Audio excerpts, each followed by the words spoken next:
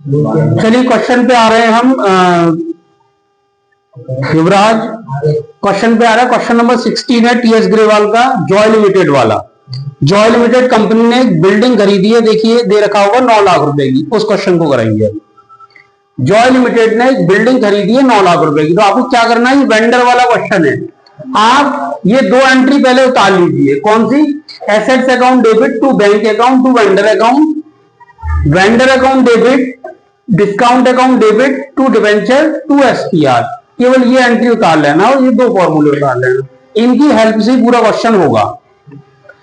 2 changes करेंगे। जो assets खरीदी है उस एसेट्स का नाम लिखा जाएगा। एसेट्स नहीं लिखना है, जो एसेट्स खरीदी है उस एसेट्स का नाम लिखा जाएगा।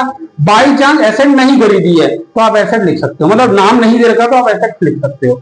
दूसरा चेंज है वेंडर, मतलब जिस दुकानदार से हम एसेट्स खरीद रहे हैं, जिस शॉपकीपर से, इंडस्ट्री से एसेट्स खरीद रहे हैं, उस इंडस्ट्री का, उस दुकान का नाम लिखा जाएगा। 2 चेंजेस करने इस एंट्री में। एसेट्स में जो एसेट्स खरीदी है वो, और दुकानदार का नाम दे रखा है वो, वेंडर हटा के। दुकानदार का नाम नहीं दे रखा तो वेंडर चल जाएगा, मगर दुकानदार का नाम दे रखा तो उसका नाम लिखा जाएगा। अब इस क्वेश्चन में है जॉय लिमिटेड। जॉय लिमिटेड हम हैं तो हम ऊपर डालेंगे in the books of Joy limited. हम जॉय लिमिटेड है, हमने कोई बिल्डिंग खरीदी है तो हमारा नाम ऊपर आएगा। जिससे खरीदी है वो हमारा वेंडर है। जॉय लिमिटेड ने एक बिल्डिंग खरीदी है तो जहां जहां एसेट्स हैं वहां पहले तो बिल्डिंग हो जाएगा। जहां जहां एसेट्स है वहां हो जाएगा बिल्डिंग, पहला चेंजेस हुआ। और दूसरा, दुकान वाले का क्या नाम है? बिल्डिंग खरीदी है, दुकान वाले का नाम नहीं दे रखा तो आप वेंडर ही लगा देना। दुकान वाले का नाम नहीं दे रखा है तो वेंडर ही लगा देना। कितने की खरीदी है? 9 लाख रुपए की बिल्डिंग खरीदी है तो आप क्या करोगे, 9 लाख रुपए यहां लिख दोगे और बैंक में लिख दोगे 0 और 9 लाख रुपए वेंडर में लिख दोगे। अब आप कहोगे बैंक में क्या आता है? अगर कोई चेक से पेमेंट करेगा, जैसे हमने बिल्डिंग खरीदी और कुछ पेमेंट कर दिया, बाकी कहते हैं उधारी है, तो जो चेक से पेमेंट करा जाएगा वो बैंक में आएगा और जो पेमेंट नहीं हुआ वो यहाँ आएगा। यहाँ पे चेक की बात नहीं हो रही है।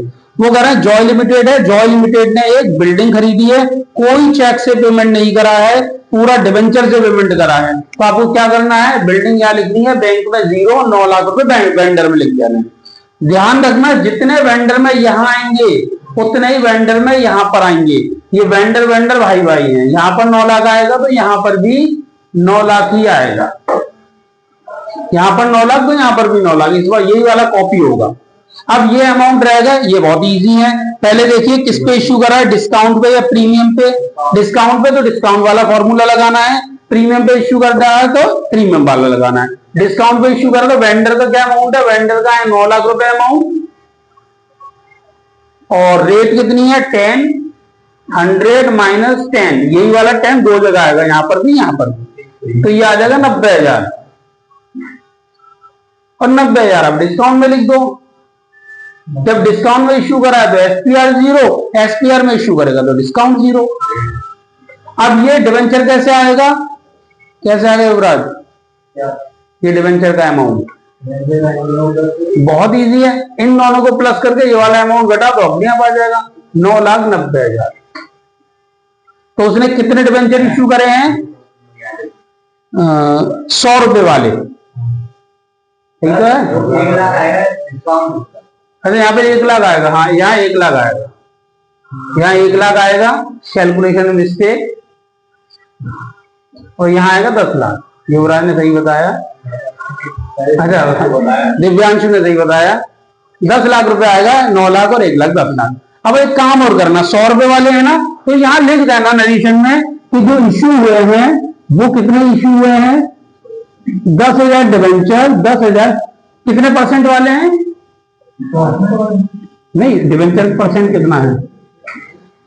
डिवेंचर का परसेंट है 10%, तो 10% यहां भी लिखना, क्योंकि डिवेंचर का परसेंट जो होगा वही 10,000, 10% डिवेंचर इश्यू करे हैं @100 ये और लिख देना टू वेंडर पास।